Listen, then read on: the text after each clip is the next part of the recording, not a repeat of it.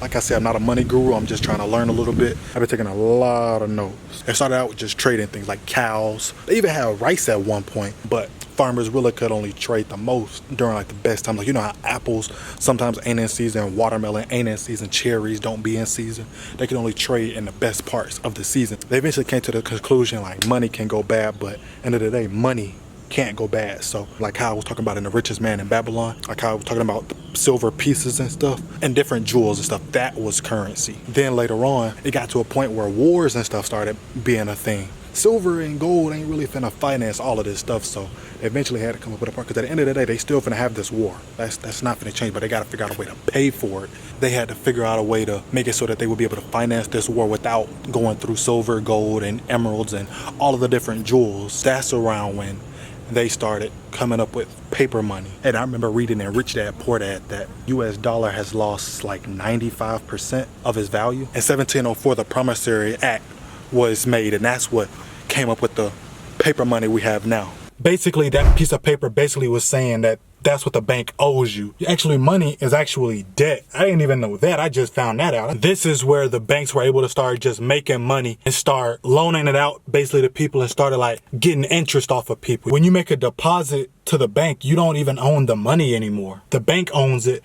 and the bank can like only keep 10% of it, and they loan out 90% to somebody else and then put interest on that money. And then it's like a cycle that just keeps repeating. And then even when another person does, they only keep 10% about what that person gives them and then loan out the rest. And it literally just keeps on going like that. And I was like, bro, that's a weird cycle. One thing that, like, when you really think about this, it makes perfect sense, but I never even thought about it. When you make a deposit, it's really just like, this is gonna sound like duh, but this was something that like stuck out to me. The bank showing how much you have in your account, like showing like when you make your deposit, it's really just showing it's debt to you. Even like if you were to put every bank account together, it's just showing how much debt the bank is in, but the bank only shows how much debt it has to you. The way the government even makes money is through taxing and like trading with other countries. Like when we import and export goods and stuff, that's the government's way of getting this money, which once again is like duh, but like I say, it's stuff that like I wasn't even really thinking about. I knew it was happening, but I never really thought about it. And the money that's raised from that is what they use to pay off the central banks. And the central banks is where the money and stuff gets created, because the federal government, I don't think the federal government can make the money. And with central banks being able to just create money, central banks can actually go into debt. Bonds are actually a big thing too. And bonds is basically an agreement that when you buy it, you'll pay it back with interest. And with central banks, the way the central banks do is the central banks just go and they just buy up all the bonds and stuff. But you gotta think the central banks can just create money. Ain't no work really being done. They just use the fake money. I looked up how much debt we was in as a country. So I went and looked up the US debt clock.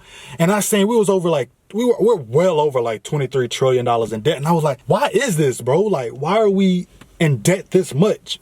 And it's because the government can only raise so much money through taxes. That's why it's such a big deal when people don't pay their taxes. See, now that made sense to me, because I was like, now people ain't paying their taxes. Now the government can't pay. So really you stealing money from the government. So that made perfect sense to me once I started trying to figure that out. Because you got to think the government can only raise so much money through taxes. So the way the government can get more money with the solutions that I was seeing, if more people is working, the government can tax more. Well, not tax more, but they can get more from taxes and they can pay off more of the debt that they have. So I was like, okay, so now that makes sense to me. Like I say, this might be stuff that you already knew, but I'm learning new things. You know what I'm saying? Like I said, I'm just putting it out. So don't really judge me like, you didn't know that. But like I said, I wasn't taught any of this. All the stuff that I've said really right now, for the most part, I learned on my own. Hope you learned something new, but if you're not, you know what I'm saying, tough.